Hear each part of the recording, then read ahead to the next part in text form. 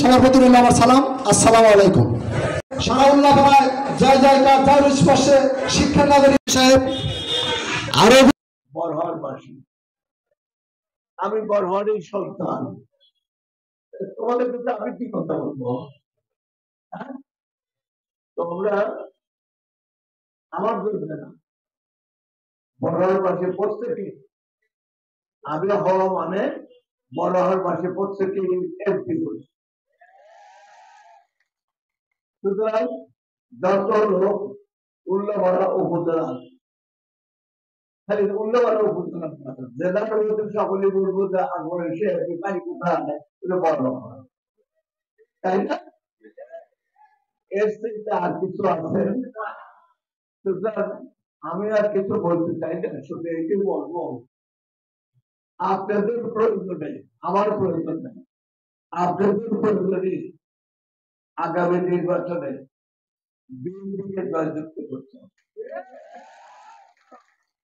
আর এখানে তো আজকে সাবু বললো যে ওদের ছাত্র দল, যুব দল আর স্বেচ্ছাসেবক দলের নেতা কর্মীরা যেটা বলবেন, আপনি যাওয়ার পথে দুইটা কথা বললেন।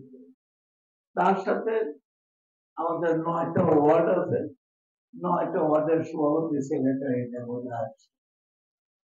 আমি বরহরের আমার প্রত্যাশা একটাই, যদি আমার কোনো বিপদ আসে তাহলে বরহর 3.5 লক্ষ ভোটারের বিপদ আসে, তাই না? আচ্ছা, সুতরাং আগামী নির্বাচনে আমাদের গ্রামের যত ভোটার আছে, খালি পুরুষ না মেয়েরাও ভোটার, তাদেরকেও এই উল্লাপাড়ার সমস্ত এলাকায় তাদেরকে ই করতে হবে, বলতে হবে যে আমাদের গ্রামের একটা ছেলে বুড়ো হয়ে গেছে, 85 বছর বয়স, তোমাদের কাছে শেষবারের মতো আছে, আর তোমাদের ছেলে পেলের লেখাপড়ার ব্যবস্থা সেই করে দিয়ে গেছি, সেদিন যাতে ভালোভাবে চলে সেই জন্য তাকে আবার একভাবে দাও।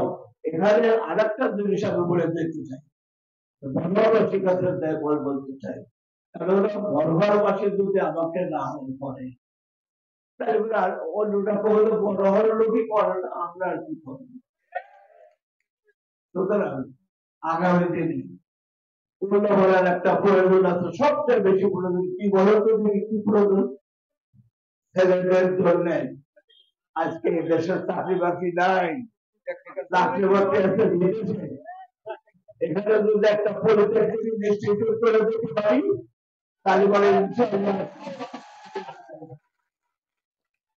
সুতরাং দোয়া করেন, আমার জন্য দোয়া করবেন, আল্লাহ যেন যতদিন হায়াত দিয়েছেন আমার শারীরিক ও মানসিক বন্ধন আল্লাহ আমাকে সুস্থ রাখেন, এটি আল্লাহর কাছে আমার শুকরিয়া হবে, যাতে আগামী দিনে আপনাদের মধ্যে সেবা করতে পারি। সেবা করতে হলে সুস্থতার দরকার, আর আমরা প্রতিদিন আল্লাহর কাছে কি চাই?